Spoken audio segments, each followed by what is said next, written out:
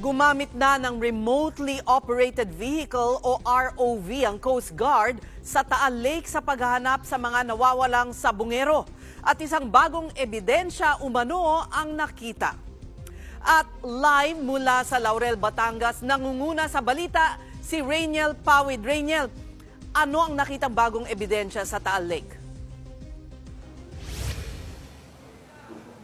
Sa inisyal na impormasyon nga ang ibinigay sa atin ng Philippine Coast Guard, sinabi nilang posibleng bagong ebidensya yung na-detect nitong remotely operated vehicle na idineploy kaninang umaga.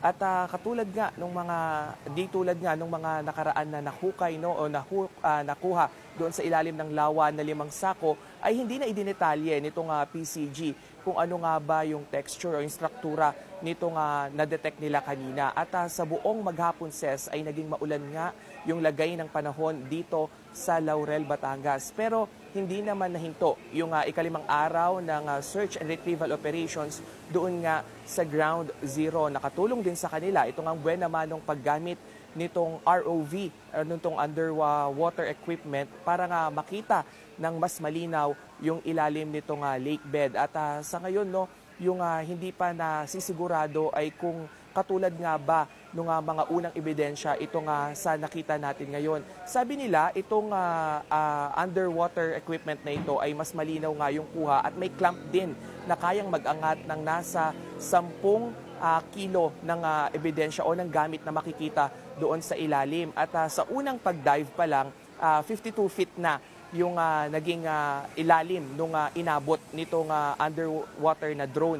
Pero kahit 4 na oras na kayang tumagal, yung maximum capacity nito sa ilalim nga ng tubig ay less than 50 minutes lang ito ginamit sa ngayon dahil tinatansya pa rin ng PCG yung katatagan nga nitong underwater drone sa ilalim na rin nitong Taal Lake dahil nga sa naging lagay ng panahon na malakas din yung current sa ilalim.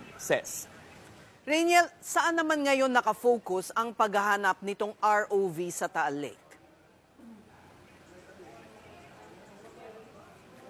Doon sa sinabi sa atin ng PCG, doon sa kanilang searching map, ay nandun ito unang lumarga sa may sentro noong Ground Zero. At pagdating doon sa sentro, 20 diameter o 20 meters yung ginalugad nga nito. Pero sa mga susunod daw na araw ay magiging segment by segment na nga yung paghahanap o yung pagsisid nito. So technically nasa 150 meter by 150 meter pa yung gagalugarin nga nitong underwater drone equipment natin na ito. At sa